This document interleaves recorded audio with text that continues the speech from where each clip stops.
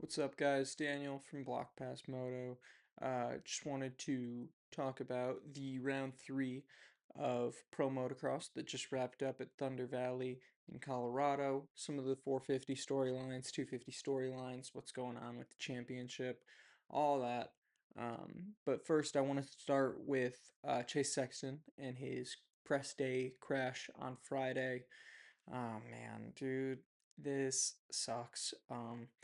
And it just continues to suck right now for Chase. It's just been an awful, awful year, and it wasn't good for Jorge last year at Cowie. And I think, man, I don't know, dude. It's hard to say because Garrett's riding well for Cowie, but I think there's a lot of questions for Cowie and how you're handling this. Like Dan Fahey saying that it's Chase's fault, which is ridiculous. Um, Chase has done brake taps, what, tens of thousands of times, and obviously you can see the footage. Chase pulled the clutch in. I don't know why Fahey's lying and saying he didn't. It's really stupid. It's a bad look. It piles onto the bad look of last year and hating on Jorge and it not looking good. Like, dude, you can't keep trashing your star rider and expect nothing like to go poorly. It doesn't make any sense to me. I don't know. I don't know why you would do that. Like if you're Chase, why come back? Why even bother? Um it doesn't seem like they really want you there. Chase doesn't seem like he really wants to be on that bike. And can you blame him after that crash? Like that was absolutely a bike issue. There's no way around it. He didn't mess up a seat bounce. He wasn't seat bouncing. You can clearly see Chase trying to give that bike a panic rev to kind of, fix it and level things out. And it didn't go anywhere. It didn't do anything. The bike quit on him in midair, and Cowie's trying to blame him for it, and that's ridiculous, dude. That's not a good look. Um, but yeah, man, I don't know. I don't know if we see Chase again on the Cowie. It doesn't look good. Apparently, some people were reporting that Chase was seen like talking to the Honda guys after the race. I don't know if that's anything to be made of anything because I don't see Chase going back to Honda, like not factory Honda. I don't think he's gonna do quad lock. I don't know. There's always that thought of Reed starting his Honda team, or, maybe Chase doing something like Chad did in 11 and starting his own team, operating his own thing. It works if you win. If you win, it can be worth it, but I don't know. It's not good. Doesn't look good. Don't like it. Don't like it for Cowie. Don't like it for Chase. Don't like it for the sport. This sucks, dude. Like this is bad. This is really bad from just about every angle. There's no way to look at it where this isn't bad. Um, but away from some of the bad for 450 class, and let's start with 450 good. Moto 1, we got an absolute treat for about 15-20 minutes between Jet and Hunter and Hayden all battling for the first half of that moto. That was awesome to watch. It's incredible when they're all on to see that. Um, it looked like Hayden had really, taken another massive leap forward. I think he rode really well. But there's also something to be said about, the 450 having a little less power at altitude, and, it's a little easier for him to manage the things that maybe he doesn't do great on a 450 just yet. Um, but Hayden looked awesome. The not awesome for Hayden is that he cut the track and he accelerated through a banner off track, and then he pretended that he didn't know he was cutting the track. That was kind of hilarious. Like, bro, you're literally inside of where the markers are, and you can say there's no markers, but like we know the reason there's no markers is because you hit them. Like you can get away with that stuff like outside of the top 10. Like that happens. Obviously, guys are doing this. Everybody's trying to find an advantage. Um, it's a creative line choice for sure. I do it in a video game. I get it, but you can't you can't pretend you didn't know, dude. Like you knew. Hayden's not stupid. He knew he wasn't on the track. He knew that that was cutting, and he can lie to himself and say he was faster everywhere else on the track. But bro, you know you're making up like a full second in one turn, and then you lose it for the rest of the lap. Like, bro, come on. Like, let's be real. I mean, Hayden rode great in that moto. It was awesome to watch. He's gonna get better. He's gonna keep closing that gap, and eventually we're gonna get like those crazy battles between Jet and Hayden. Um, and it's gonna be like this generation's version of Ricky and Stu or Chad and Stu, the Ryans, whatever your era is for the two greats just hanging it out, battling. That's what we're going to eventually get with Jet and Hayden, I think. And it's gonna be awesome because it's two like totally different styles. Like they don't ride the same. Jet has a real smooth and methodical, like surgeon, like he's a technician on the bike. It's beautiful. And then Hayden has his very loose, letting it hang out, like crazy, high RPM style, and that's also fun to watch. It's going to be great to, see these two go at it. You got to kind of feel for Hunter. This is 2 weeks in a row where it kind of feels like Jet holds up Hunter a little bit, and Hunter has the pace. And you just can't quite get around Jet, and then other people start to catch him, and then they get involved. Um, I mean, Hunter also cut track Jorge too, but less times and less egregiously, I suppose. But yeah, I mean, Hunter's got to be getting frustrated. I think I saw a quote from Lars Lindstrom, Honda's team manager, saying that Hunter's not happy with second, and he maybe shouldn't be. Like I think that he can win, and when you can win, that's what you want to do. That's the goal. Like Hunter doesn't want to get second in another title.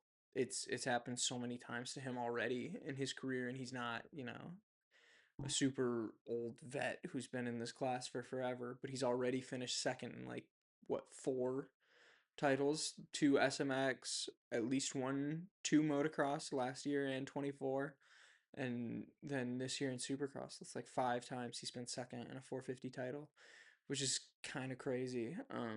But yeah, Hunter's got to be feeling a little bit upset.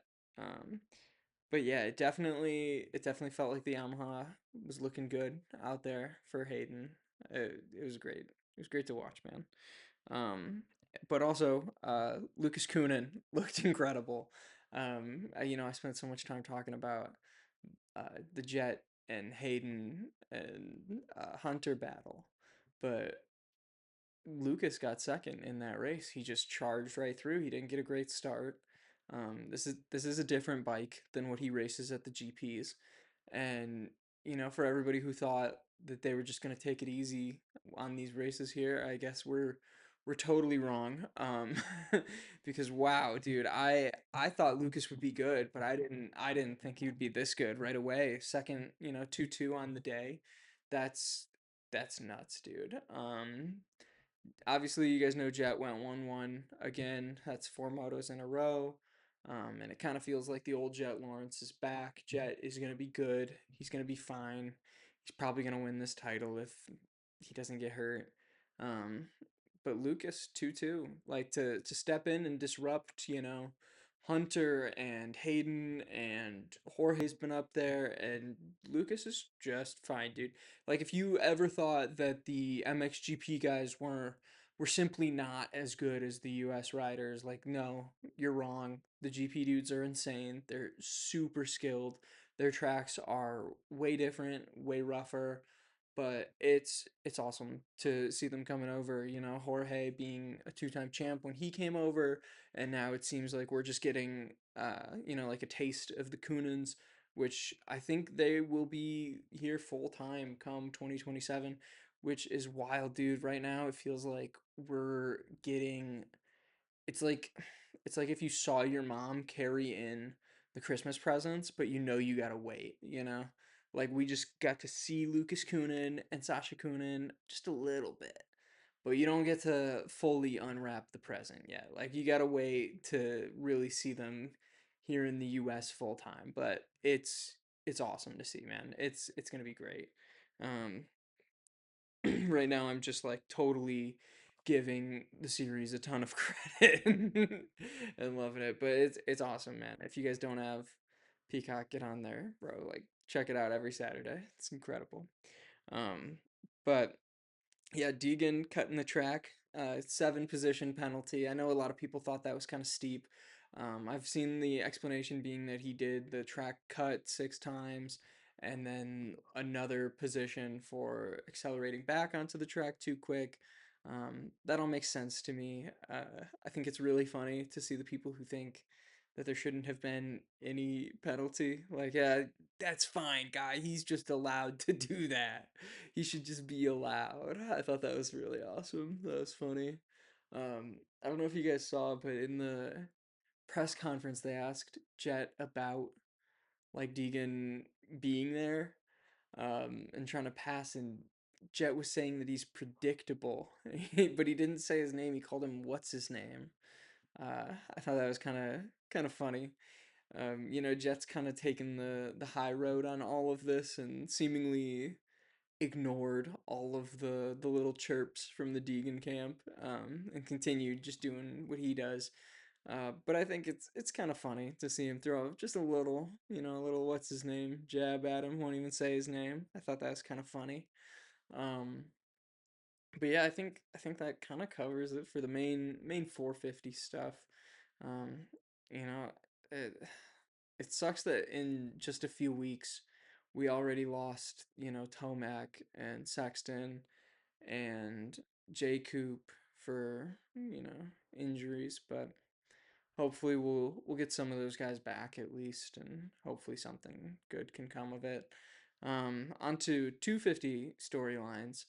Uh, Joe Shimoda got the win in a weird one. There's a lot of weird moto scores so far in 250 moto.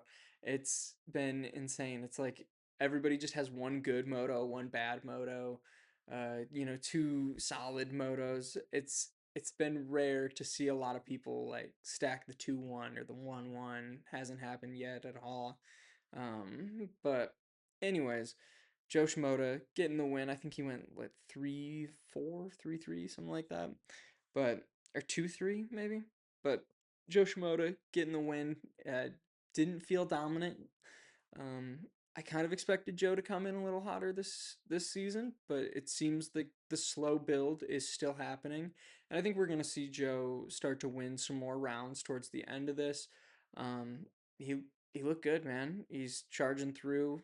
He just got to get some starts.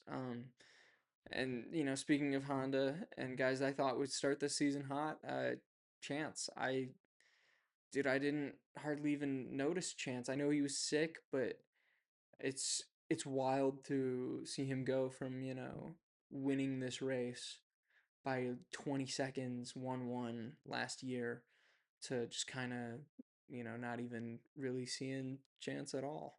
Um, but hopefully he'll be getting healthy. He'll start getting it back on track. Um, but also Nick Romano podium. That's insane, dude. I never had that happening.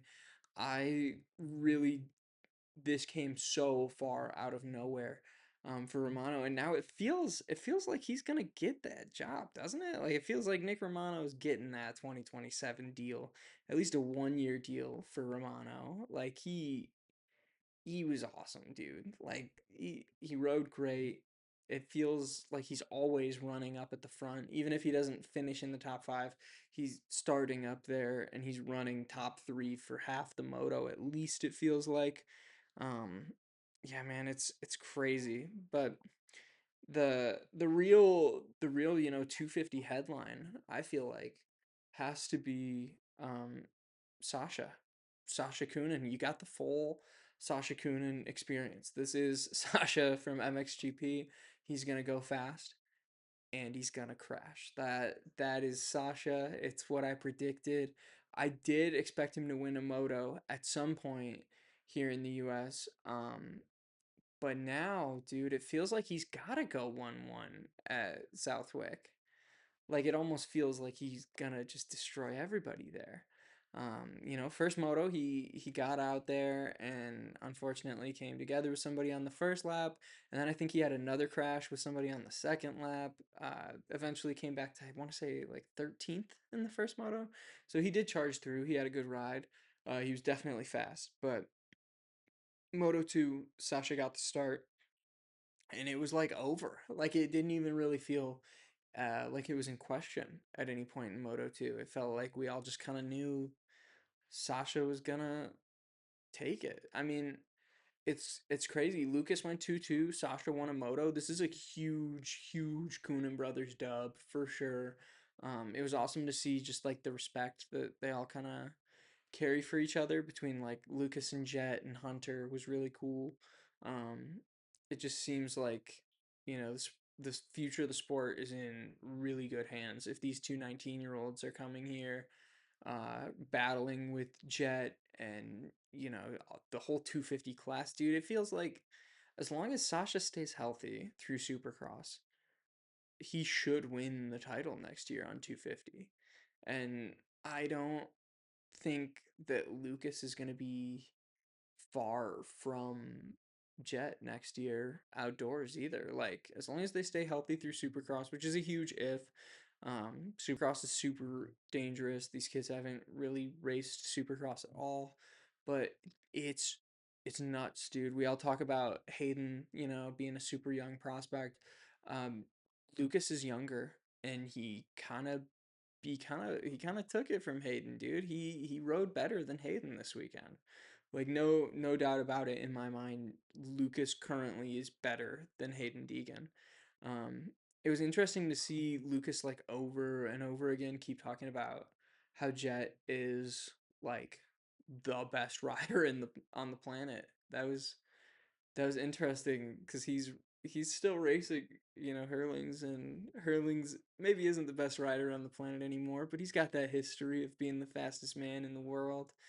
And there's a lot of respect there, but I think he's right in calling Jet the best rider in the world right now. Like I think that's true. When Jet's healthy, Jet probably is the best guy still. Even even now on like an 80% ankle, like it doesn't seem to matter.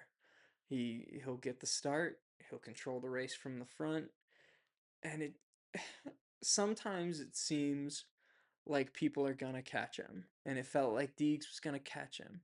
And then it felt like Lucas might catch him. And it felt like, Hunter did catch him. Hunter made the pass. And it's like Jet just goes, just for like 10 seconds, he can access some sort of bizarre alien ability where his bike just has 20 more horsepower. Like up that hill when Hunter made the pass, it's like Jet realized, oh yeah, I gotta go a little quicker. And he just put the weight to the back of the bike up the hill and it just pulled. Like it's nuts, dude. Like when Deeks catches him, he's I gotta he just picks up the pace for like a lap. One lap, he'll just turn a lap that's 2 seconds faster than what anybody else did the whole race. And now he's got a 2 second gap, and 2 seconds is 10 seconds when it's Jet Lawrence. Like it feels impossible to make up time on him. It's nuts, dude. Like I don't know.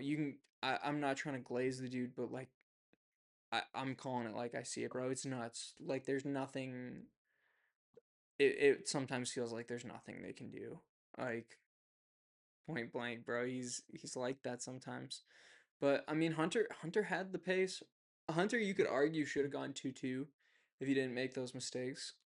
Um, but on to High Point. Trying to think of who's gonna be great this weekend.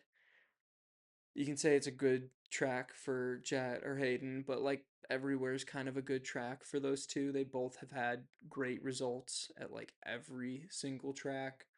Um, I feel I feel like we're gonna see some level of a return to form for Jorge this weekend. I'm gonna put Jorge on the podium. I'm gonna guess he's gonna be up there. Um, and I know it's boring, but Jet probably wins again. I think Hunter second, Deeks fourth. That'd be my guess. But yeah, winners for this weekend. That's what matters. We'll pick winners. We'll go with Jet on the 450, and then for 250. I feel like High Point has given us some weirdo 250 winners. I want to say this is where Jalik got a win that kind of felt out of nowhere. Um, I'm gonna I'm gonna go with Joe for the win, but give me a dark horse on Julian Beaumer getting a dub. I could see it. I can envision Julian getting some kind of weird like 4-1 win. Like Julian's got the pace. He's just got to, keep the fitness up and he's getting there. He's looked incredible this season, but I'm sure I missed a few talking points here and there, but that's what I got for today. The Coenen brothers obviously aren't going to be here this week, but we'll see them again at Southwick and then again at Ironman. Um, yeah, man, there's going to be more MXGP racing. Maybe I could break down some of that stuff too if you guys wanted, but yeah, hopefully we'll get, some word on Sexton soon and we'll know more. But I'll see you guys later. Thank you.